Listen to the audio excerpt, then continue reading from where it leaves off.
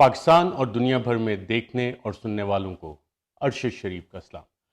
ناظرین، آج آپ کو بتائیں گے کہ پاکستان میں فیصلہ سازی کیسے ہوتی ہے۔ چند خفیہ دستاویزات جو کہ اب ڈی کلاسیفائی ہو گئے، اس سے ہمیں یہ پتہ لگتا ہے کہ پاکستان میں جو فیصلے ہوتے ہیں اور خاص طور پہ امریکہ کے حوالے سے وہ فیصلے کس طرح سے لیے جاتے ہیں۔ 9/11 ہوا اور 9/11 کے بعد پاکستان امریکہ کا اتحادی بنا جب ورلڈ ٹریڈ سینٹر پہ ٹیررسٹ اٹیک ہوا۔ بہت سارے فیصلے پاکستان میں کیے گئے۔ وہ فیصلے ہوئے کیا؟ 3 دن کی کہانی اور فیصلہ سازی کی کہانی آپ کے ساتھ شیئر کریں گے۔ لیکن آج 11 ستمبر بھی ہے، قائد اعظم محمد علی جناح بانی پاکستان کی برسی بھی ہے۔ قائد اعظم محمد علی جناح کا انتقال جن حالات میں ہوا، جس طرح سے ان کی ایمبولنس کا بریک ڈاؤن ہوا اور قائد اعظم بانی پاکستان کا انتقال ہوا، وہ ایک انتہائی افسوسناک کہانی ہے۔ ہم نے قائد اعظم محمد علی جناح کے ارشادات، فرمودات اور جو پالیسی گائیڈ لائنز تھیں پاکستان کے لیے، ان کو بھی پس پشت ڈال دیا ہے۔ قائد اعظم محمد علی جناح کی 11 اگست 1947 کی کانسٹیٹیوئنٹ اسمبلی آف پاکستان کو دی گئی تقریر، اس تقریر کو بھی کئی عرصہ ہم نے سینسر کیے رکھا۔ جی ہاں، یہ سینسرشپ کی ہماری بہت پرانی عادت ہے۔ آج بھی پاکستان میں سینسرشپ ہے، میڈیا چینلز کے اوپر دباؤ ہے، صحافیوں کے اوپر دباؤ ہے، صحافیوں کو ٹارچر کیا گیا، ان کو دھمکیاں دی جاتی ہیں۔ نہ صرف یہ، آج تو ایک پبلک نوٹس بھی پاکستان ٹیلی کمیونیکیشن اتھارٹی نے شائع کیا اخبارات میں کہ اپنے وی پی اینز باقاعدہ طور پہ پی ٹی اے کے ساتھ رجسٹر کروائیں،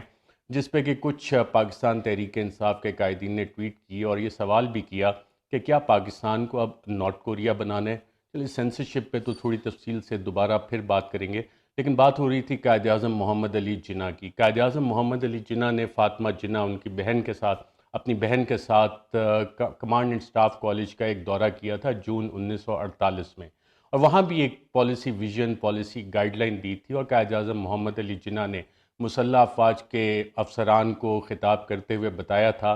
کہ جو پاکستان میں ایگزیکٹو اتھارٹی ہے وہ حکومت کی ہوتی ہے، اور یہ حکومت کا کام ہے کہ وہ تمام فیصلے کرے، پالیسیز بنائے، اور آپ کا کام، مسلح افواج کا کام ہے کہ ان فیصلوں پہ عمل درآمد کریں۔ پالیسی بنانا سولینز کا کام ہے، اس پہ عمل کرنا مسلح افواج، اس کے افسران کی ڈیوٹی ہے۔ لیکن اگر ناظرین ہم پاکستان کی 75 سالہ تاریخ پہ نظر دوڑاتے ہیں تو ہمیں پتہ لگتا ہے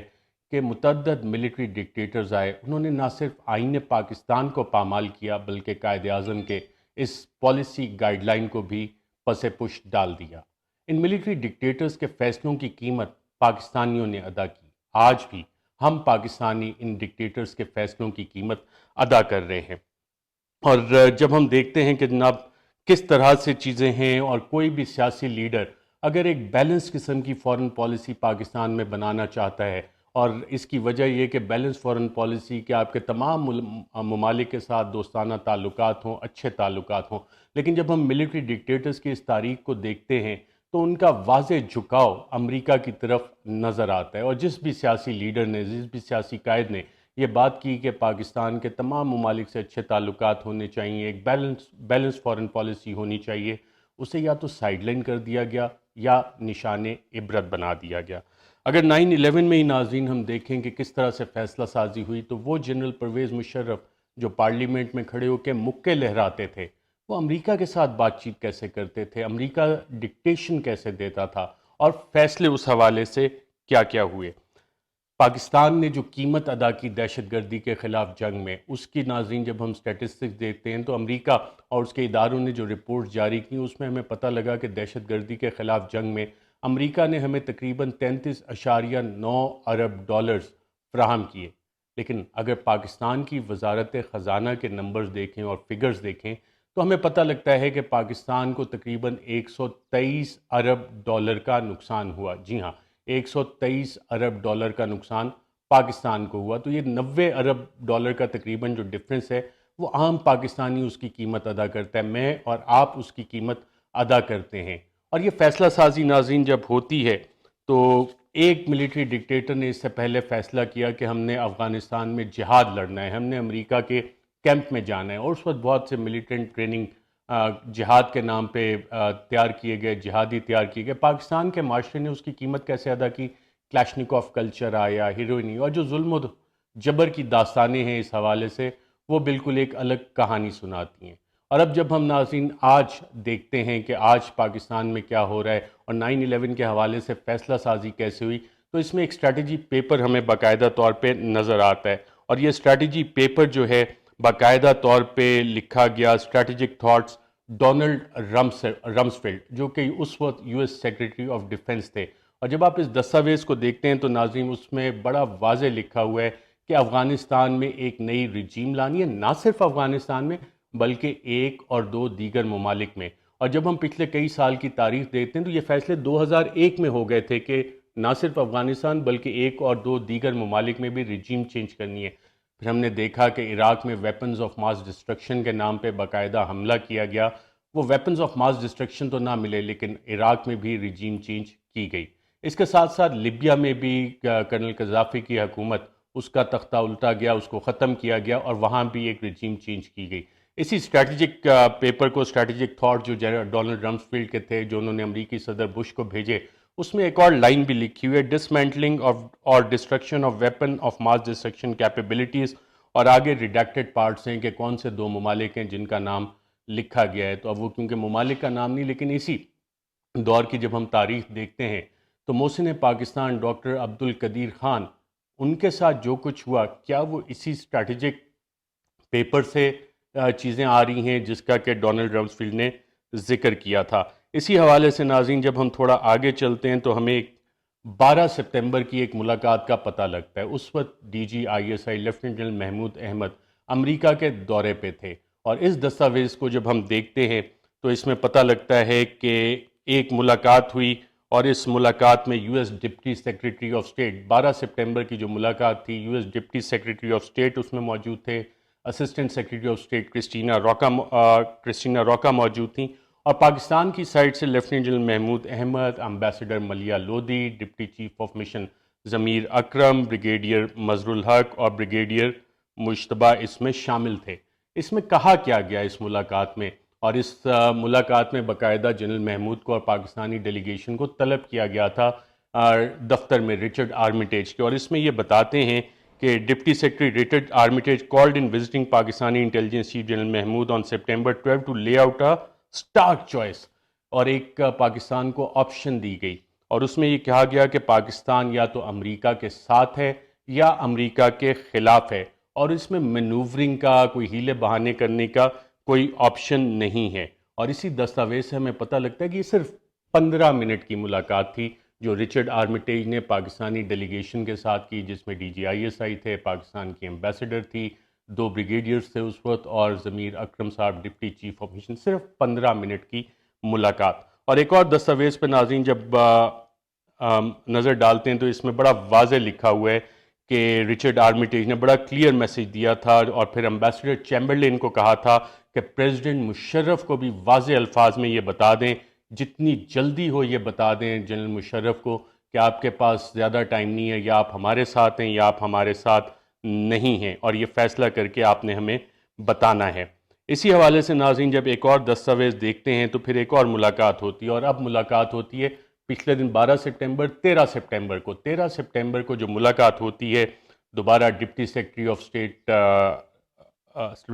deputy secretary Richard Armitage, Christina Rocca اور دیگر امریکی افسران موجود ہیں، اور پاکستانی سائڈ سے اس دفعہ 3 لوگ موجود ہوتے ہیں، جنرل محمود، امبیسڈر ملیہ لودھی اور deputy chief of mission Zamir اکرم۔ اور اس ملاقات میں رچرڈ آرمیٹیج جنرل محمود کو کہتے ہیں کہ ہم آپ کو 7 نکات دے رہے ہیں، ہماری 7 ڈیمانڈز ہیں آپ سے، اور یہ ڈیمانڈز جلد سے جلد آپ منظور کریں اور ہمیں بتائیں کہ اس پہ پریزیڈنٹ مشرف کا آفیشیل رسپانس کیا ہے، ہمیں یہ آفیشیل رسپانس چاہیے۔ اور جب جنرل محمود نے کہا کہ ہمیں ملٹری ٹو ملٹری کچھ کانٹیکٹس کی بات کرنی ہے، کوآپریشن کی بات، انہوں نے کہا وہ بعد میں جوائنٹ چیف آف سٹاف کا جو فورم ہے یا میکینزم ہے اس کے تحت وہ معاملات طے ہو جائیں گے۔ اور جو 7 ڈیمانڈ ناظرین پاکستان کے سامنے رکھی گئی، اس میں جہاں دیگر ڈیمانڈ تھیں اس میں یہ تھا ایک air lines of communication, ground lines of communication, فوجی اڈے دیے جانا،